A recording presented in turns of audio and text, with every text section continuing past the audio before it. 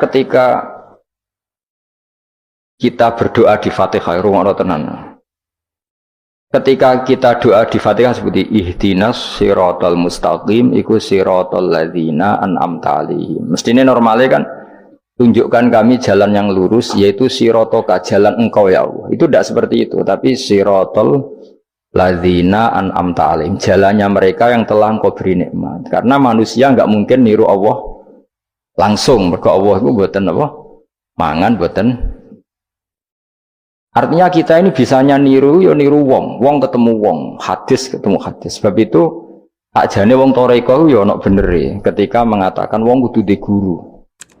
Cuma tak arani ono benere kok enggak fairnya kan kadang maknane guru itu hanya mursyid. Sebetulnya ngomongnya ndak usah seperti itu ya. Semua orang harus punya sanad. Sanad di toreko disebut mursyid, ning ilmu hadis disebut rawi, ning kepesantrenan disebut napa? Kiai atau guru. Tapi problem sebagian orang itu kan asobia, torikoh, yang penting itu duduin apa? Mursyid. Anak mahasiswa penting di dosen.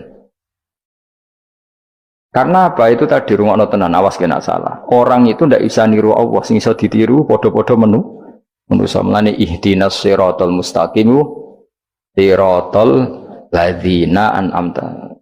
Anut dalane wong sing telah engkau beri nikmat.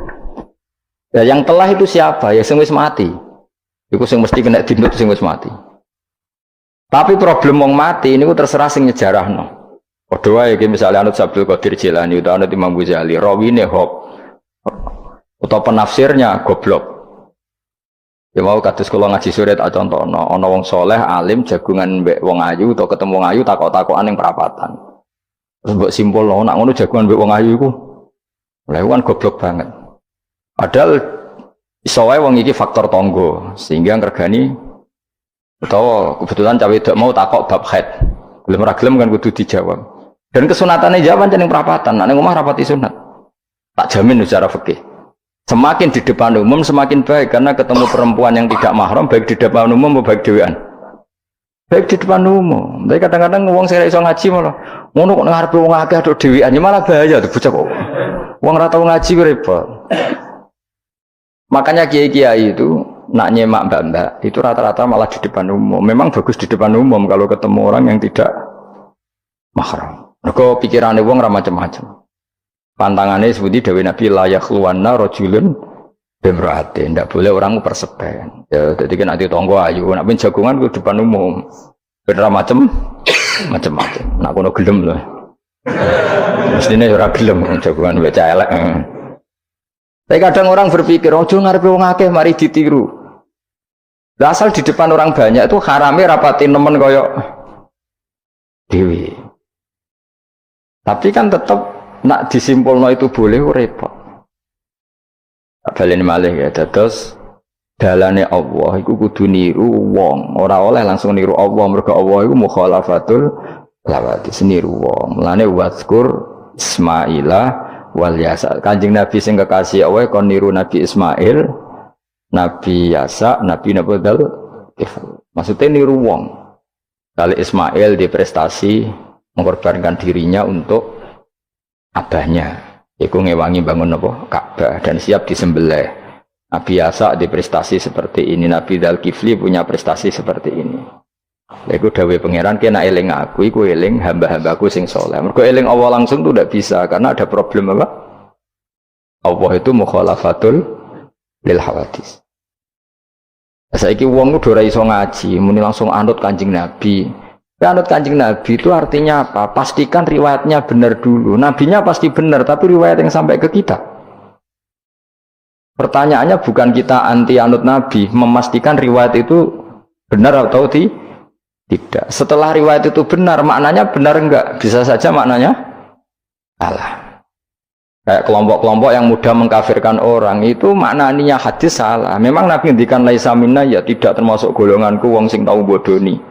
Tapi maksudnya Nabi dalam konteks itu tidak termasuk golonganku. Bukan berarti dia sama sekali tidak termasuk umatnya Kanjeng Nabi. Karena dalam banyak hadis Nabi ngendikan syafaati li ahlil kabair min ummati. Umatku sing tahu dosa lah berhak mendapat syafaat. Andai kan orang yang pernah bodoni langsung enggak umatnya Nabi, berarti menjadi kafir. Antuk dari hadis laisa minna. Ora termasuk golonganku wong sing nate bodoni man ghasyana. Banyak kalau nuruti itu banyak, tidak termasuk golonganku sing bodoni, termasuk masuk golonganku yang itu kan banyak yang dicap Nabi enggak. Riwayatnya benar tapi pemaknanya salah. Makanya ada pepatah masyhur itu kalau dalam tradisi ulama itu, laula murabbi lama arafna rabbi, walau lal ulama lama arafnal am. Iya, laula murabbi umpama ora ana sing didik aku, lama arafna rabbi, kita ndak akan ngerti Tuhan ingsun. Ya, jadi misalnya kue urip ning alas, gak ono guru, gak ono apa, rom yo wit iki pahit, wit iki manis. Nah, banyu iku nyegerno kan ngono-ngono tok. Kowe roh pangeran kok ndi saja. Usah belajar filsafat sendiri.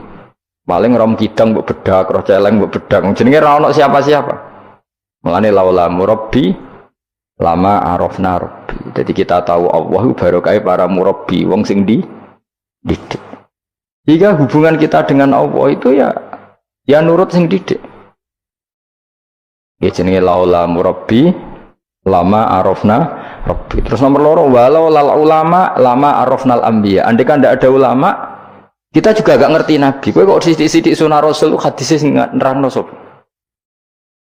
Kalau kowe ngerti nabi ku nak sujud. Iku ngene, kowe jare sapa?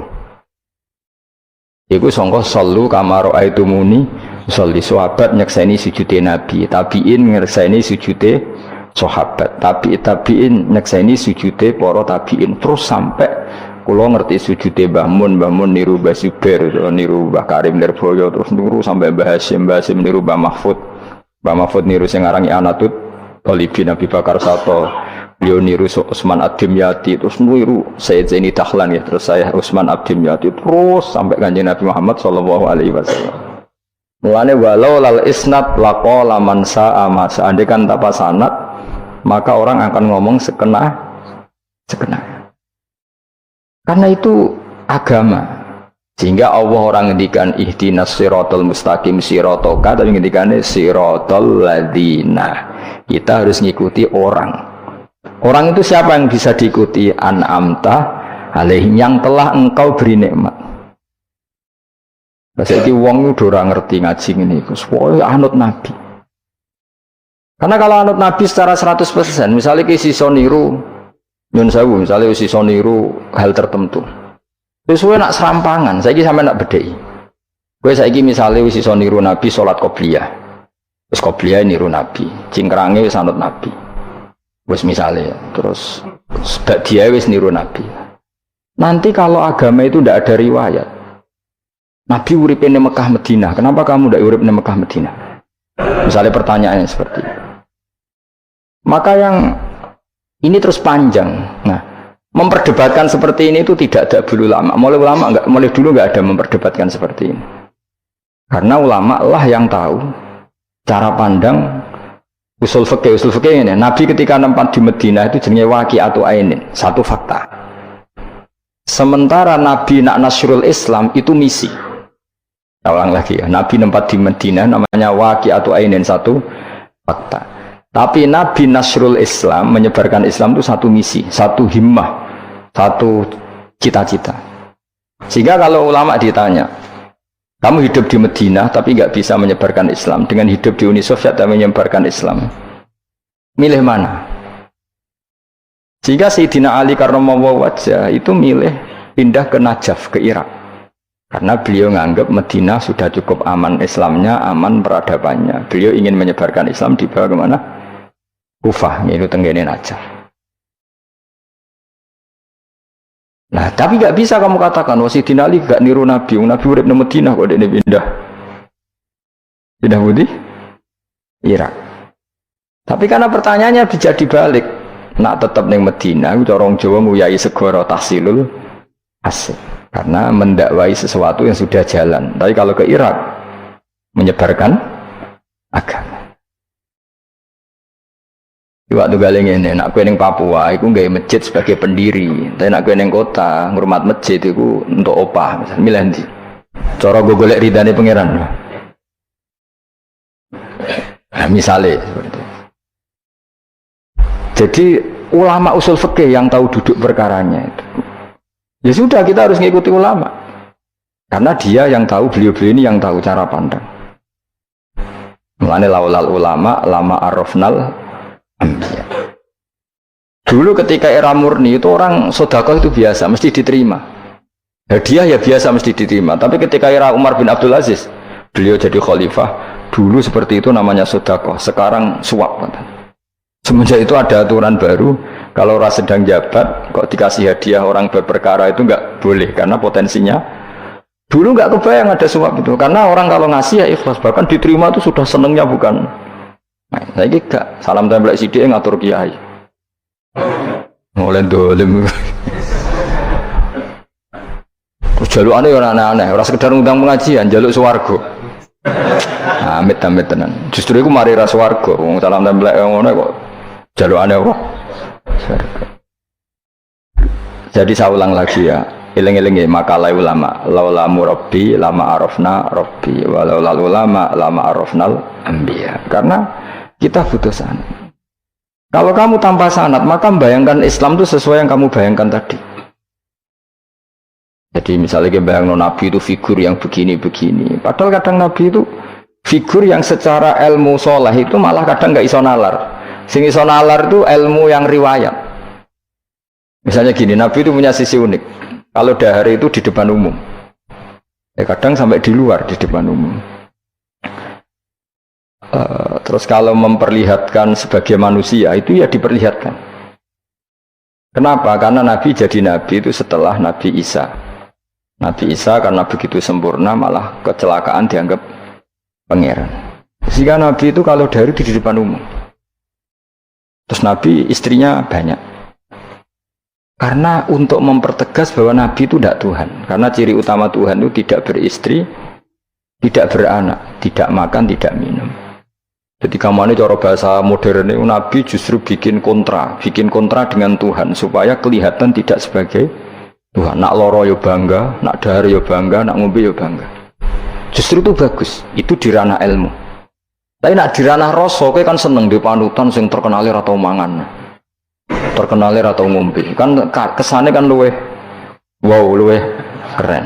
Tapi secara ilmu itu tidak bagus karena nanti ada potensi kecelakaan dianggap Tuhan.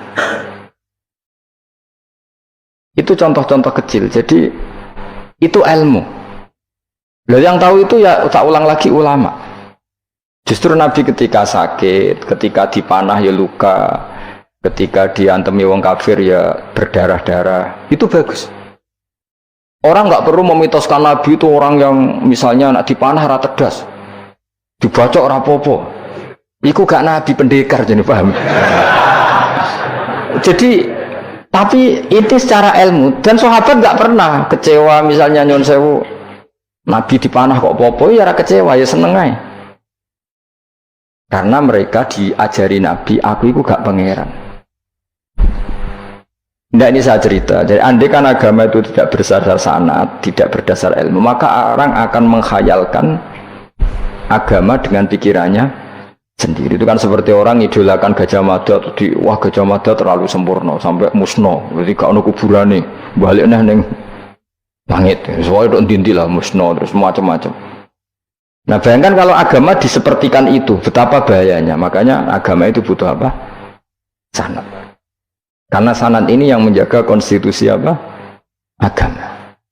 Makanya lengi-lengi apa? Laulal ulama lama arafnal anbiya walau la murabbi lama arafna rabbi. Kita tidak pernah tahu Tuhan kecuali. Nah maka guru ini posisinya kuat sekali. Saking kuatnya posisi guru, ya guru yang seperti ini sampai ada pepatah tadi man ta'allama bila sayhin fasehu setan. Orang belajar tanpa guru berarti gurunya itu setan. Karena ekstrimnya guru, ekstrim, orang tanpa guru itu.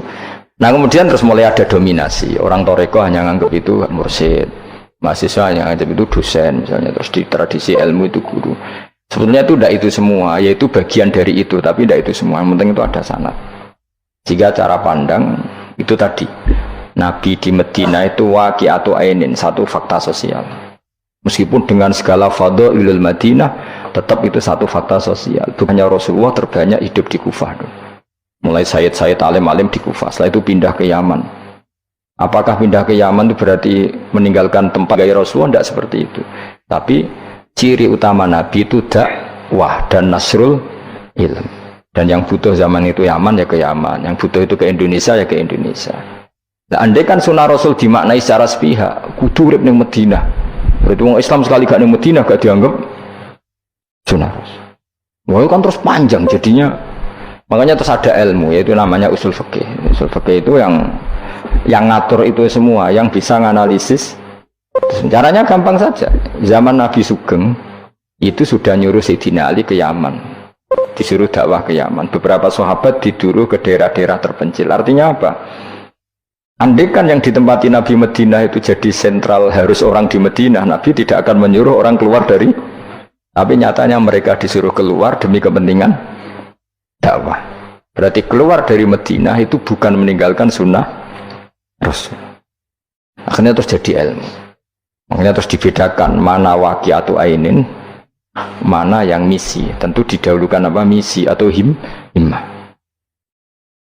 Jadi itu harus ada ilmunya, memang seperti itu. Misalnya termasuk yang paling terkenal saya contohkan berkali-kali, Nabi itu kalau sedekah ya pakai tamar, kalau uang ya pakai dinar.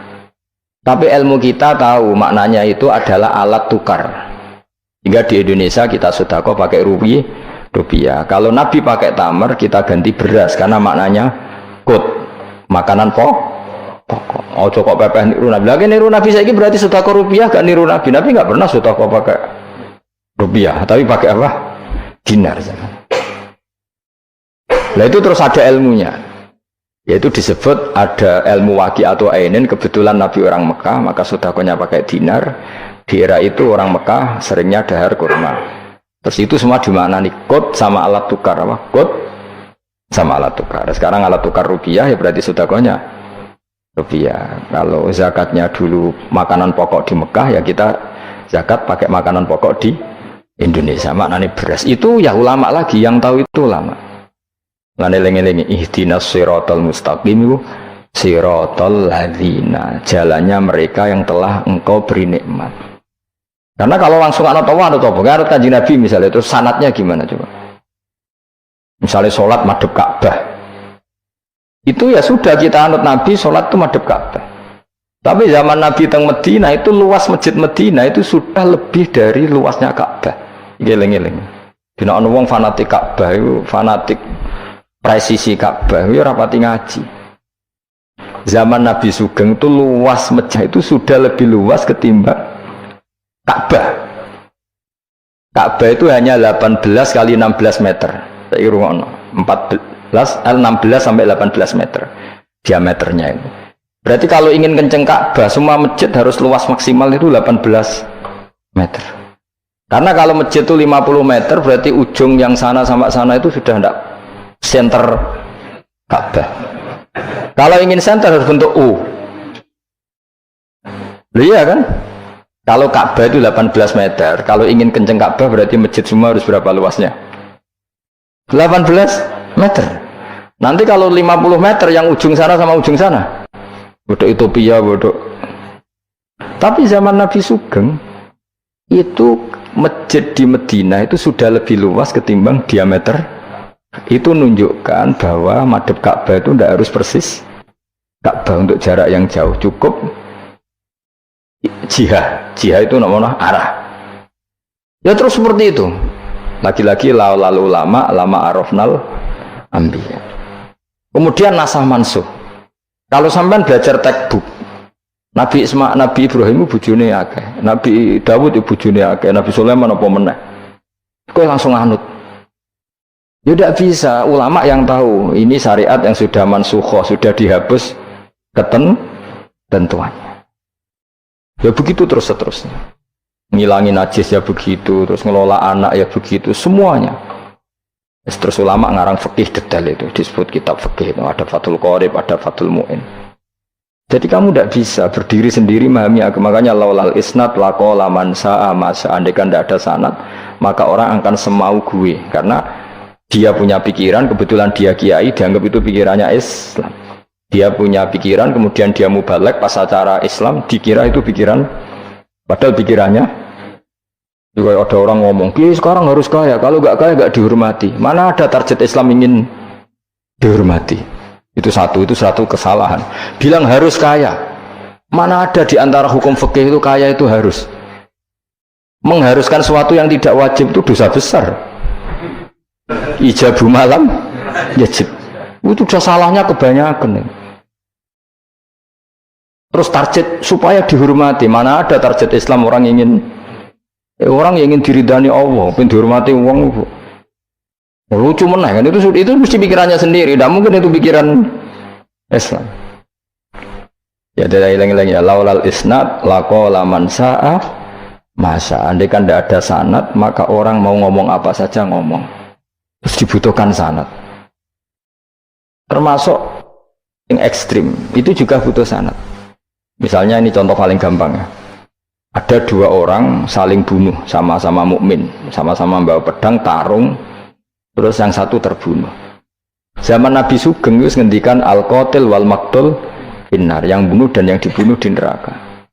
Buktinya zaman sahabat itu iskal itu janggal. Hadza al-qatil ya Rasulullah, fama balul maqtul. Oke, kalau yang terbunuh, yang membunuh masuk neraka saya sepakat ya Rasul. Tapi kalau yang dibunuh dosanya apa? Jawab Nabi, innahu kana harison ala qatli sahibi. Yang terbunuh sebetulnya mentalnya pembunuh, cuma nasibnya. Maka yang diukur Islam itu himmah, bukan nasib. Dia terbunuh itu fakta, tapi mentalnya pembunuh, sehingga dia harus masuk neraka karena mentalnya pembunuh. Nasibnya terbunuh, tapi mentalnya pembunuh, sehingga al-qatil wal maqtul benar. Nah itu seperti itu, kalau nggak kita pakai riwayat nggak bisa, kita masih pakai logika yang qatil di neraka, yang maqtul di surga. Maka jangan-jangan kita di Indonesia bisa saja kita ini Islamnya luar biasa, karena justru di Indonesia itu kita dakwah. Makanya di guyonan kiai terkenal itu, ini kisah nyata tapi jadi guyonan, tapi nyata. Ada orang dari beberapa negara, ya nggak apa-apa, Imam Akbarnya saja nggak dapat apa-apa. Wah, mereka cerita, wah kalau di kita digaji gini. Karena negara sudah peduli sama imam masjid, sama imam musola gini. Nah, setelah dia bangga sama Kiai Indonesia digosok. Makanya kamu sholat terus ya, takut potong gaji. Itu kagetnya bukan main yang ulama-ulama internasional. Karena kalau satu bulan itu gajinya pas itu cerita 70 juta yang kelas Timur Tengah itu. Bisa kamu bayangkan berarti per sholat berapa ya? Kan satu sholat tuh 5 ya, 5 kali 30 berapa? 150. Berarti per sholat nilainya sekitar 1 juta ya, 500.000 ya. Berarti kalau nggak sholat 2 kali potong 1 juta. Oh, kagetnya bukan main ketika digojlok ulama Indonesia. Makanya kamu sholat terus ya, takut potong. Akhirnya Indonesia khair, Indonesia bagus kan ya, mergo rausawa rausan apa? Rausan gaji. Meskipun ya mutang-mutang bolak-balik. Nah ini cerita, yaitu guyonan, tapi itu masuk akal. Jadi kita ini jangan, kadang-kadang kita ini merindukan Indonesia kayak negara-negara di sana yang imam masjid diapresiasi oleh negara, muadzin diapresiasi, itu oke. Mungkin pada sisi negaranya bagus karena ngurus orang-orang soleh. Di sisi orang solehnya yang masalah karena mengganggu ikhlas. Jadi kayak wong kiai disuwani wong ayuhin. Wong ayune delok kiai jari ibadah, kiai ini sing masalah nek mendelok terus. Jadi ya jari delok wong alim kan ibadah, sing masalah sing wah repot tuh.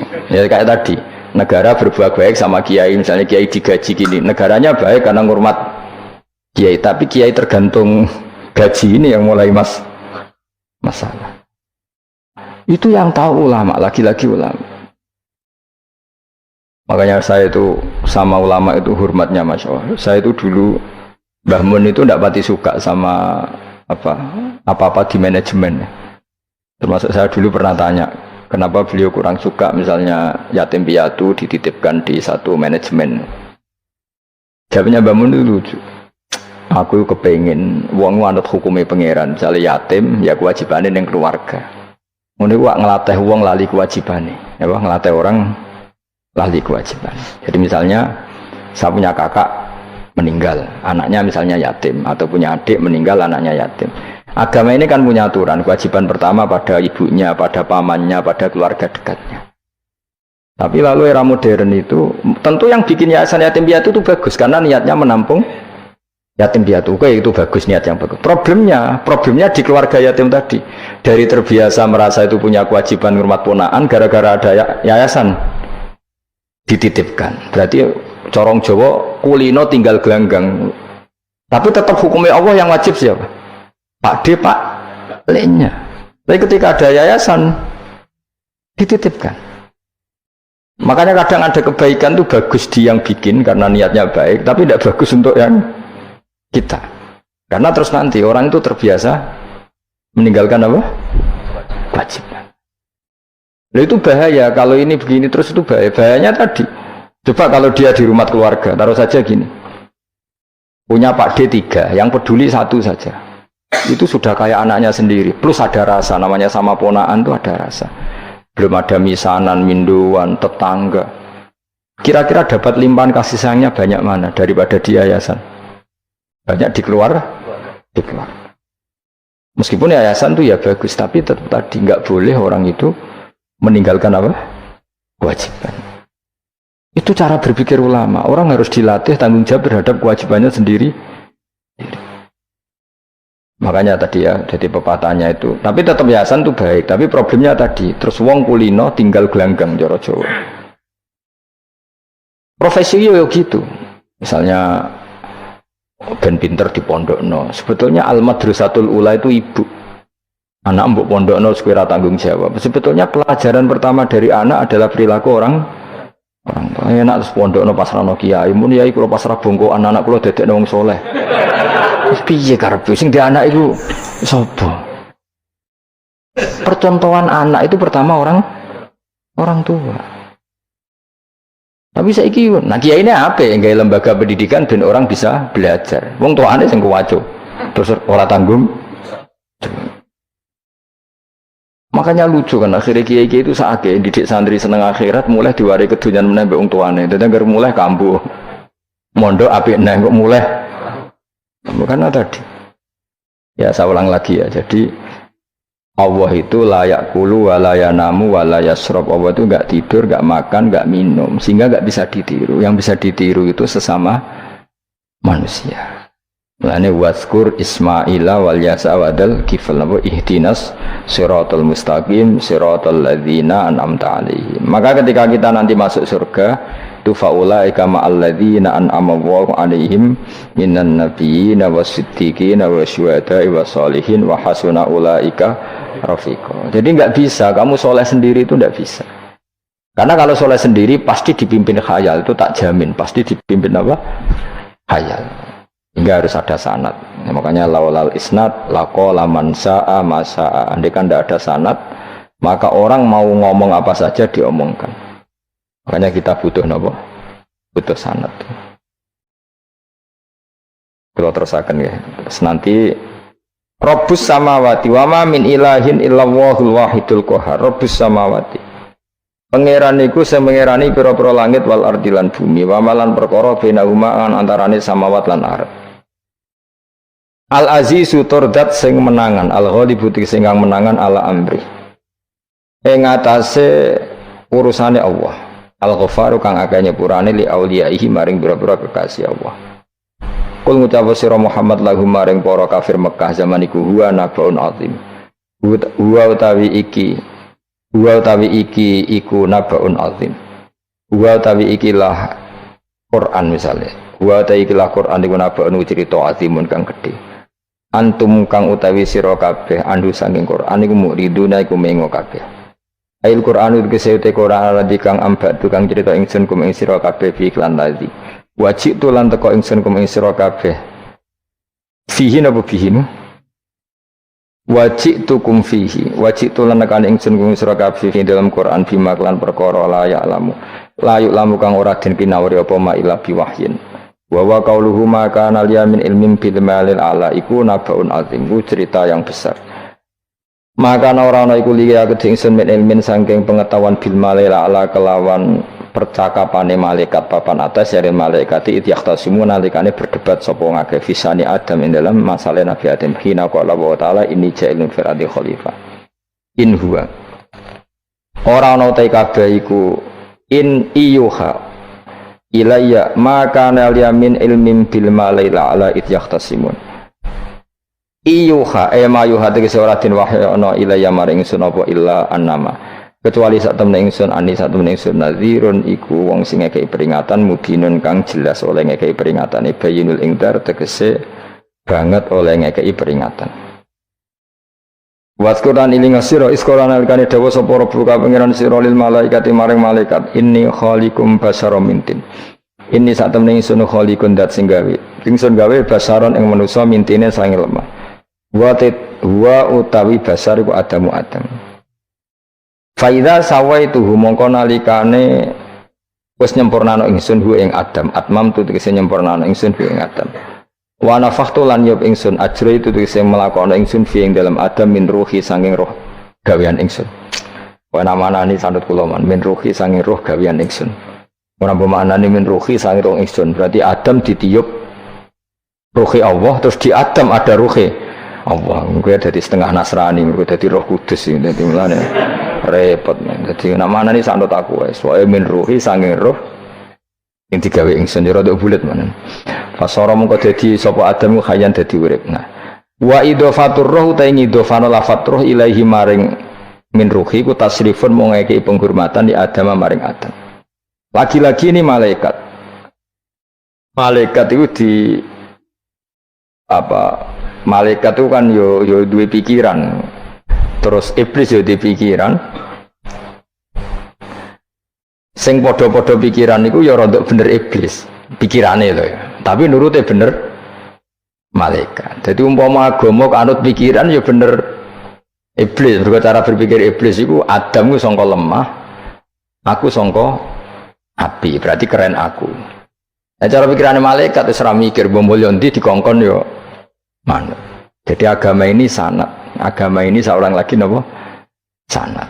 Sakjane cara tauhid ya keberatan. Aku ana istilah Baitullah ya keberatan. Wong Baitullah maknane omahe Allah itu takok. Allah manggon wirdi ning Ka'bah. Jadi kita harus ngikuti ulama. Dikatakan Baitullah itu nama penghormatan. Sesuatu itu mulia, maka disebut Baitullah. Bukan berarti Allah nempat di situ. Mergo Allah ndak butuh napa?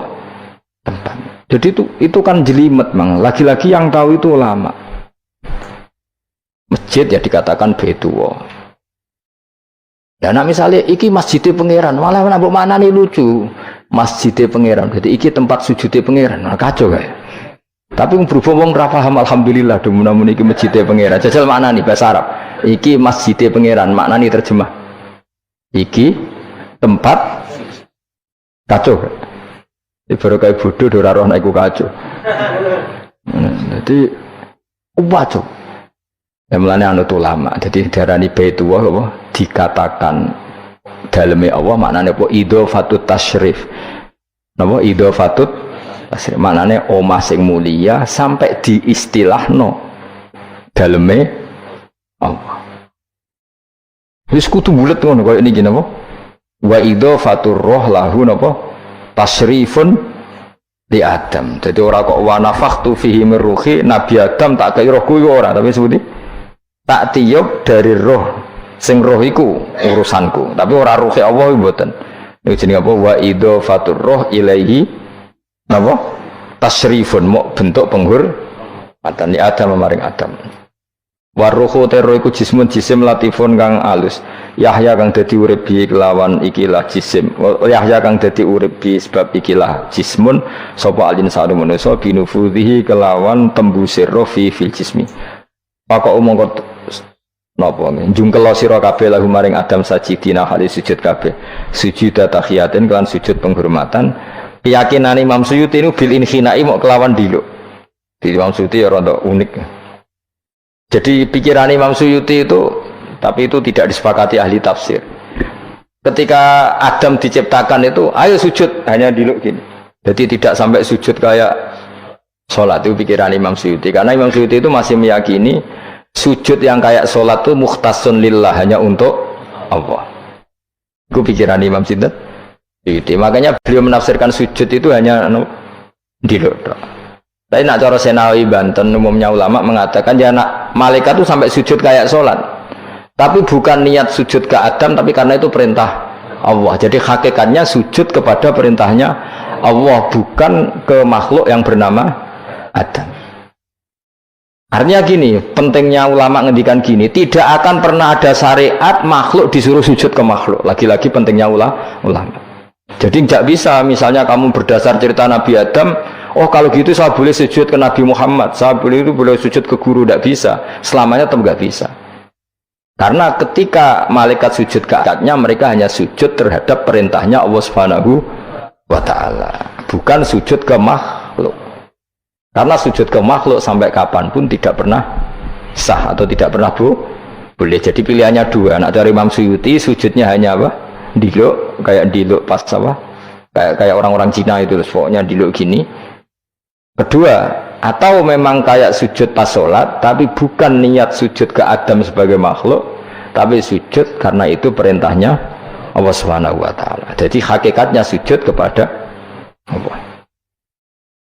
Makanya kalau dalam ngaji-ngaji ulama itu, agama ini dari awal unik. Allah melarang sujud kepada batu, tapi kita sholat itu madhep Ka'bah. Kemudian juga ada batu. Makanya kita harus menanamkan bahwa semua sujud itu lillahi ta'ala. Ya soal ada arah, ya penting arah. Nggak mau arah madhep segoro kidul, repot. Jadi arah itu mau dipakai kesepakatan untuk menunjukkan kalau kita muslim, arahnya sujud itu ke Ka'bah. Tapi tetap sujud kita hanya lillahi ta'alanya karena Allah. Saya ulang lagi ya, jadi itu pentingnya ulama.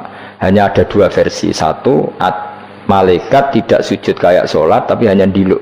Ini cari Imam Suyuti, napa sujud tahiyatin bil inhina, napa bil inhina. Tapi kalau banyak ulama mengatakan ya sujud betul, tapi tidak niat sujud ke Adam, tapi tunduk kepada perintahnya Allah Subhanahu wa Ta'ala. Pas saja tamu kau sujud sapa al malaikatu malaikat kulluhum kabehane malaikat ajmauna halis kabehane kabeh. Fihi ku tetap ing dalam dawuh kulluhum ajmaun takkidani utawa taukid loro yaiku kulluhum dan ajmaun illa iblis kecuali iblis. Wa ta iblis ku abul jinni ku abul jin karena ana sapa iblis ku benal malaikat ya antarane para malaikat. Istakbara sombong sapa iblis wa kana lan ana sapa iblis minal kafirin setengah sange wong sing kafir kabeh fi ilmillahi taala ing dalem ilmune Allah taala. Kala dawuh sapa wa taala ya iblis wa iblis ma manaka mau te apa iku mana ngalang-alangi apa maka ing sira. Antas juta ento sujud sira lima maring perkara kholaktu kang gawe ingsun biadaya kelawan tangan loro ingsun manane kelawan kekuasaan ingsun. Maknane yadaya di maknane nah mbek ulama. Mergo nak maknane tangan kok repot nah. Berarti Allah duwe tangan. Terus dirubah mbek Imam Suyuti diciptakan dengan tangan saya sendiri. Maknane apa? Ayat tawalli itu tegese nguasani ingsun khalqawe gawe Adam. Jadi Adam tak bikin sendiri. Maknane wis pokoke ngono. Dadi biyadaya itu istilah penghormatan. Bukan hakikatnya Allah bikinnya pakai tangannya. Wa hadza utawi iki ku tasyrifun iku bentuk penghormatan di Adam maring Adam. Fa inna kulla makhluqin mongko sak temene hakikate kabeh makhluk ya tawala nguasai sapa Allah khalqahu ing gawe kula makhluk. Astakbarta am kunta minal alin. Astakbarta ana ta sombong sira al ana ing dalem saiki anis sujudi istifamu taubihin. Am kunta ana ta sira minal alin setengah sangke wong sing sombong-sombong kabeh.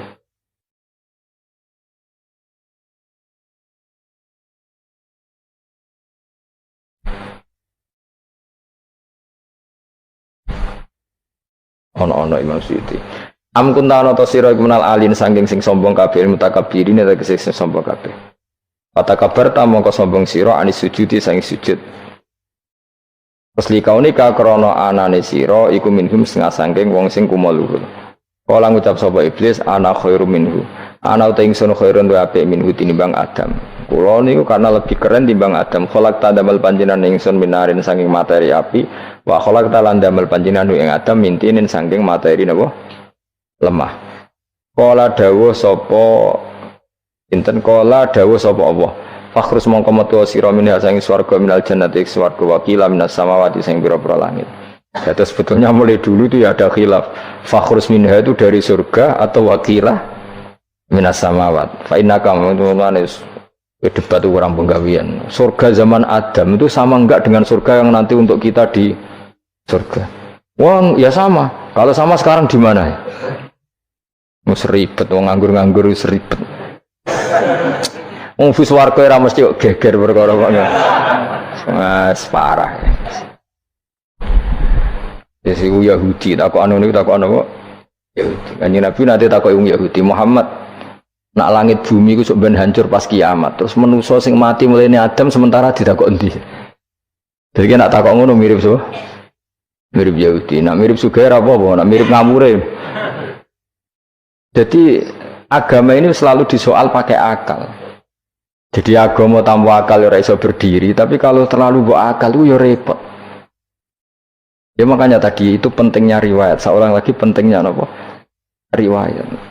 Makanya coro Imam Malik itu nggak suka sama agama di logika itu nggak suka. Karena nanti orang yang punya logika terus merasa lebih punya otoritas terhadap apa? Agama. Itu sesuai ngono agama itu angel oleh nerangno sampean tuh agama itu. Sampai saya kita bedai, Nabi Adam diusir konti. Swarga. Terus wargane Nabi Adam saiki didakoni. Mergo swarga iku luase sak langit bumi. Lah nek iku saiki didakok endi wong. Swarga lebih luas ketimbang langit. Kan enggak mungkin sesuatu yang luas diletakkan di yang sempit. Akhirnya Mu'tazilah enggak percaya anane swarga zaman Nabi Adam. Jadi swarga sing cipta Adam itu tidak sama dengan surga yang nanti arduhas samawati wal ard. Dari ahli sunnah yo sono. Lah ning ndi wis ra roh pokoke ono. Ya itu kan sama-sama terus diterusno wong debat. Ya sudah guys. Nah, cara aku wis mlebu sik kok gampang nerangno nek wis bar roh. Secara teori kan gitu, ora roh kok nerangno sak usih roh. Ya sudah sampeyan bu swarga wae lagi apa? Lagi nerangno. Pas aku nerangno kowe ra ning swarga ya wis ra ketemu. Wis ngono enak nang cangkem elek ngono rasaku ben nerangno kowe ra ning kono ya wis akhire gak. Apa cocokan sampean aku tak nerangno swarga lah sing kono ben nerangno neraka. Mergo roe neraka. Agama itu unik. Ya karena tadi apa ya? Dari awal agama ini kaum yakilun, tapi akal yang berlebihan itu ya mengganggu agama. Ya sudah makanya saya ulang lagi itu riwayat ya sebagian ini apa? Riwayat. Inna hadzal ilma dinun fangzuru amman ta'khuduna dinakum. Agama ini ilmu.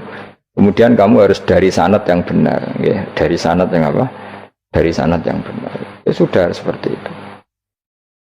Mana cukup kalau setuju model kayak sholat sunat safar tidak harus madhep kiblat terus. Jadi agama ini sudah unik. Misalnya gini, sholat fardu kan wajib kiblat, tapi ada sholat yang nggak usah madhep kiblat, yaitu sunat safar. Misalnya orang di pesawat gini-gini. Karena guling-gilingan, nah, hakikatnya kiblat itu tidak fokus kita namun Allah Subhanahu wa Ta'ala. Jadi memang agama, tapi lagi-lagi itu butuh riwayat. Seorang lagi butuh riwayat. Kalau nggak pakai riwayat terus kok Abu Nawas kabeh. Karena tadi Amerika, saya ulang lagi Amerika, itu kalau dibor pas New York itu kena Ka'bah. Lah logikanya kalau arahnya pas itu kan bebas arah. Berarti orang Amerika oleh sholat bebas. Tidak bisa seperti itu ya, tetap anut konsensus ulama sana atau tradisi sana, kiblat itu ngambil arah mana? Karena dia pas. Ya bumi yang ada arah itu secara akal kan hanya rubuk 1/4. Makanya kalau kamu belajar falak itu ada rubuk. Lainnya itu sudah ada arah. Misalnya bumi bulat bola, yang sama atas dikatakan sama-sama di atas. Ya kadarnya hanya 1/4. Lainnya itu sudah dikatakan samping. Makanya seperti Denmark itu ada daerah yang siang itu sampai 3 bulan, entah berapa siklus sekian puluh tahun. Ada yang lebih lama siangnya sampai 18 jam. Kalau daerah di Eropa kadang puasa itu sampai 18 jam. Ada yang selalu nggak kena matahari kayak kutub utara, kutub selatan. Nah makanya kalau misalnya sholat itu ngikuti apa? Kalau ngikuti matahari orang kutub sholatnya hanya maghrib, isya, subuh. Gak wajib poso ora tau ono rino misalnya. Ya tidak bisa seperti itu. Jadi kalau nuruti logika kan terus berdebat terus. Tapi kalau nuruti rasa sebagai hamba, orang kutub butuh sujud sama Allah, orang kutub butuh loyal sama Allah dengan memperlakukan puasa. Ya sudah, akhirnya kita harus puasa. Nah, lalu kalau ukurannya matahari mereka tidak punya matahari, memangnya puasa itu penyebabnya wujudnya matahari apa penyebabnya loyalitas sama Allah Subhanahu wa taala? Loyalitas. Kalau penyebabnya matahari ya berarti kalau nggak ada matahari nggak usah apa? Nggak usah seperti itu cara berpikir. Makanya ngikuti ulama. Karena ulama yang tahu tradisinya Allah dan Rasul. Ya seorang lagi ulama yang tahu tradisinya Allah dan meskipun ya kadang saya enak dewe ulama mereka ya kadang ya mau kalau bolak-balik ngomong gak diterang nombek cangkem elek ora paham-paham. Makanya masyhur itu ada kiai di debat sama orang untuk PKI. Pak Kiai, kalau setan dari api masuk api kan biasa. Terus susahnya apa? Mau materinya dari api. Terus kiai ku mek lemah swawarna raine. Loro dong, nggih sakit. Kalau jare wong kok lemah, kena lemah kok loro. Karena serak kena diterangno. Manusia materinya kan dari tanah, berarti kena dipendem urip-uripan. Piye aja? Ya loro ya, ya jare kok lemah kok dipendem ning lemah kok. Karena dijelaskan pakai lisan yang baik gak paham-paham. Sebenarnya kita ini ingin selalu baik, tapi ada orang-orang diterangkan cara baik-baik itu. Kayak misalnya ana wong kondo, Gus kula niku bojo kula cerewet ngene-ngene, apike kula pegat dicereweti bojo mbek diarani duda lara ndi. Lara diarani duda isen. Kowe payu rabi dicereweti, ambek ra payu rabi jomblo, sakit mana? Sakit distatuskan jomblo. Malah kena dicereweti sabar prestasi baru. Mesti wong diwolak-walik. Lan jarbe sekolah tas malan kula seneng mbek Imam Syafi'i. Kowe dirasani wong ning ngarepmu, diomongi ambek dirasani seneng ndi? Seneng dirasani cara kowe. Cara Imam Syafi'i bukti kewibawa, buktine ngomong ning ngarepmu rawani. Jadi Imam Syafi'i itu rileks urip. Ya Aba Abdillah, orang yang tadi muji-muji jenengan itu kalau di luar maki-maki jenengan. Ya alhamdulillah. Kok bisa itu kan pengkhianatan. Berarti saya wibawa, di depan saya enggak berani itu. Wong iku suwan Imam Syafi'i, ya cium tangan ya hormat. Tapi setelah di luar menghujat. Singkat cerita dilaporkan ke Imam Syafi'i. Orang yang tadi nyium tangannya jenengan itu di luar ngerasani jenengan. Jadi Imam Syafi'i, alhamdulillah berarti aku wibawa, mendengar kurawani. Ya dianggap enteng saja. Terus ada orang misoi Ja'far Shadiq. Sayyid Ja'far Shadiq itu Sayyid putune Nabi, orangnya soleh alim, gurunya Abu Hanifah. Di antaranya gurunya Abu Hanifah itu Sayyid Ja'far Shadiq. Itu kalau dihujat orang diomongin ini, dimaki-maki. Sampai ke rumah. Pas mau masuk rumah, kamu masih ingin maki-maki saya? Iya. Tak tunggu sampai selesai. Setelah selesai sudah sampun, sudah. Masih emosi orang sudah. Kamu misoi saya berdasar apa yang kamu ketahui. Yang tidak kamu ketahui lebih banyak, maka saya tunggu. Izin sampai terus ketika ditanya, kenapa engkau sabar ketika jenengan saya pisui? Orang ini akhirnya tobat, mencium tangannya, mencium lututnya. Jawab saya Ja'far Shadiq ini. Aturahu tu sokurhan, aturahu yuk sokurhan. Orang nggak paham kalimat itu, tapi tak terangkan. Ben dadi wali. Kowe roh pangeran, ya tahu. Sing durakani pangeran tuh banyak enggak? Yang maksiati pangeran tuh banyak enggak? Ya banyak. Lah yang pangeran sing di langit bumi wae dimaksiati, apa meneh terima aku. Akhirnya terus. Jadi orang-orang soleh itu cara berpikir itu di luar kapasitas kamu. Apa ya? Mereka itu hanya Allah, taunya itu hanya Allah. Aku kan enggak egois, harga diri. Mana ada agama berdasar harga diri itu kalau dalam bahasa Arab disebut hamiyatul jahiliyah, itu gengsi no? Jahiliyah. Makanya ketika saya berkali-kali cerita itu, ada seorang ulama dipanggil tetangganya nom. Setelah sampai situ sudah kembali, saya tidak butuh kamu. Setelah sampai rumah dipanggil lagi, sudah kembali lagi sampai 3 kali. Ulamanya tetap ceria, tetap nyaman. Ketika ditanya, kenapa engkau tetap nyaman? Wahai pemuda, kamu itu tetangga saya. Kata Allah dan Rasul, nak ku iman be Allah Rasul kon ngapi tangga. Kon ngundang aku ya teko. Ya seneng nuruti perintahnya. Ketika kamu nyuruh saya kembali, ya saya kembali. Memang itu keinginan kamu. Kowe tanggaku, aku kon nurut be tangga. Aku ora urusane mbek kowe. Aku mau nyaman mbek perintahnya. Oh, nangis pemuda tadi itu tobat. Kalau kamu kan warga diri, orang kok dipimpong. Nah, Edan, gak bakat wali blas sudah. Jadi orang dulu itu nyaman. Karena yes pikirannya namun Allah Subhanahu wa ta'ala. Umar bin Abdul Aziz itu termasuk khalifah paling soleh setelah periode sahabat. Itu mau kapundhut itu sewantai. Ketika keluarganya menangis, kenapa kamu menangisi saya? Ya karena engkau mau mati. Memangnya kalau mati mau kemana aja? Ila khairi madhubin ilaih, ke zat terbaik. Terus aku mbok kon urip awar kowe gak jelas iso ngrumat aku ta ora. Anak Allah malah jelas. Saiki apik ndi urip mbek wong ora jelas sampai sing jelas. Ya wis kapundhut. Kowe kan gak mati ku wedi. Dosane akeh. Lah mungkin nek urip terus ora dosa apa tengene. Gaya tok sih. Dosa kula cek kathah Gus kok mati terus. Ya malah apik mati biar dosa meneh. Biasa wae nek apik mati biasa karena potensinya kamu urip suwi ku dosane apa taat meneh. Ya jawab. Potensi nih. Dosa meneh apa taat meneh? Apa ya dosa ya taat. Terus pas mati pas taat pas dosa. Ya ora usah ngono biasa ya. Ape mati ae matur pangeran Gusti nak saene mati nggih. Mati mawon nak saene urip nggih. Urip mawon Gusti semua anut jenengan Gusti. Zaman kula urip sing ngrumat nggih jenengan, nggih zaman mati sing ngelola nggih napa? Jenengan pun donya sing ngurusin jenengan. Kan sebenarnya kalau kita berpikir itu kan nyaman.